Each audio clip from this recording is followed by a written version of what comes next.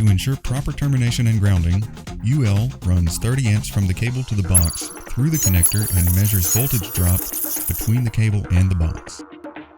UL requires a voltage drop of less than 50 millivolts to pass. We measured the drop in voltage for connectors with coil springs to be over 180 millivolts, failing UL's voltage drop requirements.